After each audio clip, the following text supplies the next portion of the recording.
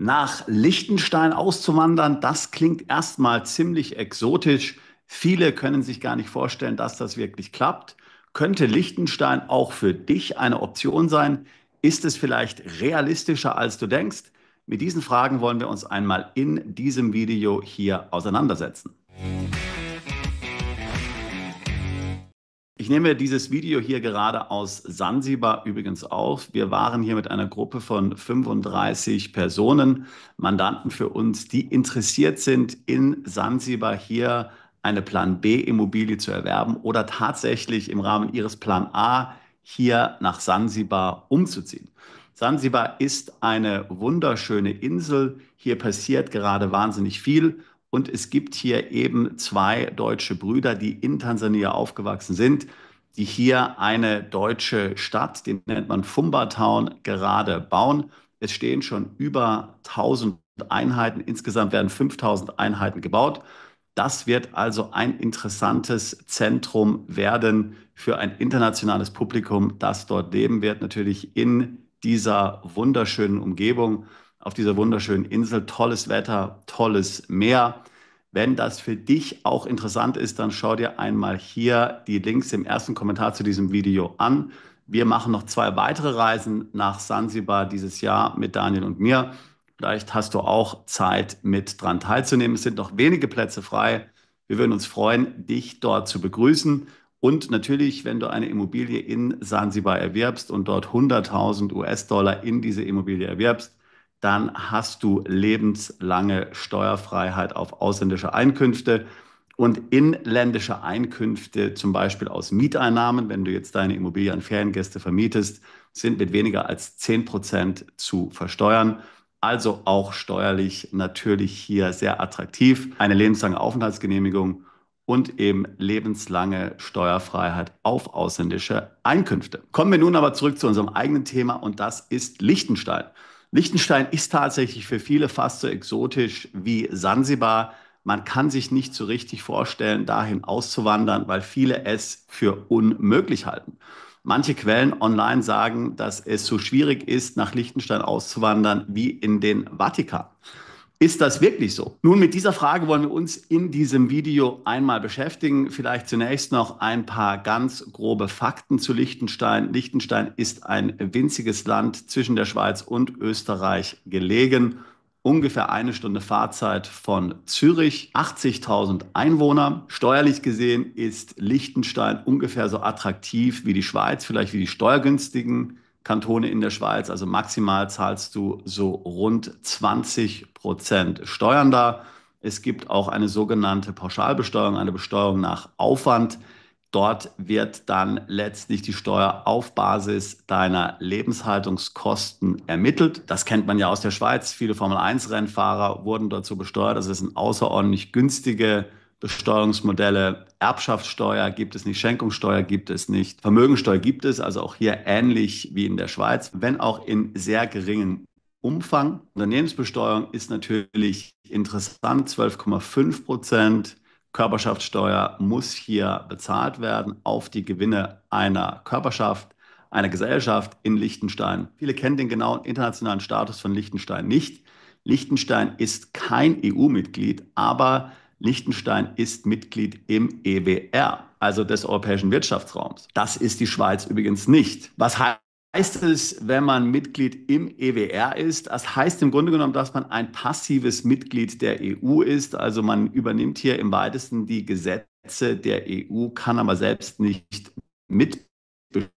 Zum Beispiel Norwegen hat ja auch diesen Status. Norwegen ist auch EWR-Mitglied. Nach Brexit in UK hatte man sich überlegt, ob UK auch Mitglied im EWR sein soll. Ist es aber dann nicht geworden. Aber Liechtenstein ist es. Das heißt, vielfach wird EU-Gesetzgebung natürlich in Liechtenstein hier dann übernommen.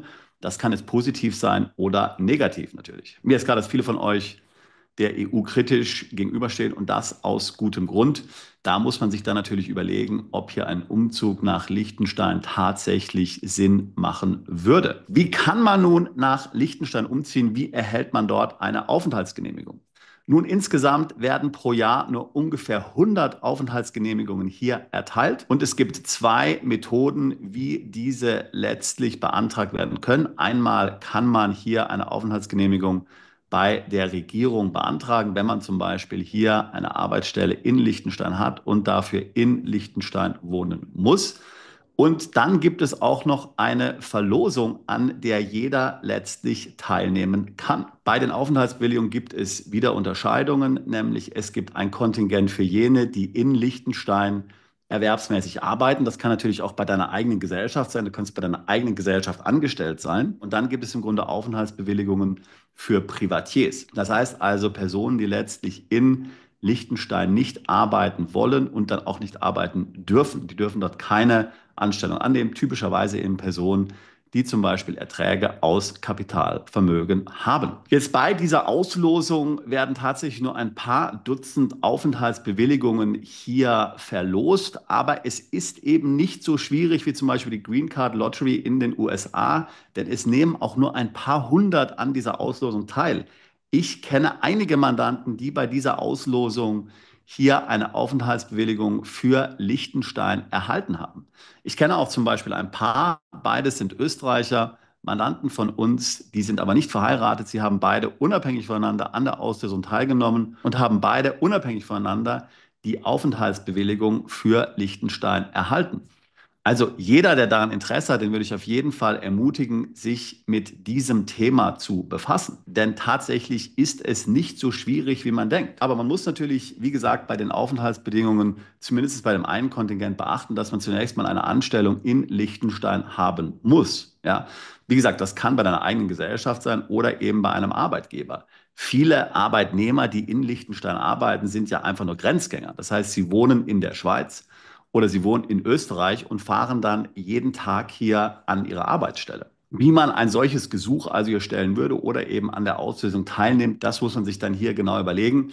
Tatsächlich gibt es einige Mandanten, die wir kennen, die zunächst in die Schweiz umgezogen sind und dann danach nach Liechtenstein. Oder eben auch einige Österreicher, die in Österreich gelebt haben und dann nach Liechtenstein umgezogen sind, aber eben zuerst mal dort einen Job hatten. Also, wenn du schon immer davon geträumt hast, in ein sehr kleines Land außerhalb der EU umzuziehen, vielleicht sogar konkret an Liechtenstein gedacht hast, weil es dir dort sehr gut gefällt, weil die Lebensqualität natürlich sehr hoch ist, weil es steuerlich günstig ist, dann würde ich dir raten, dich einmal mit diesem Thema zu beschäftigen.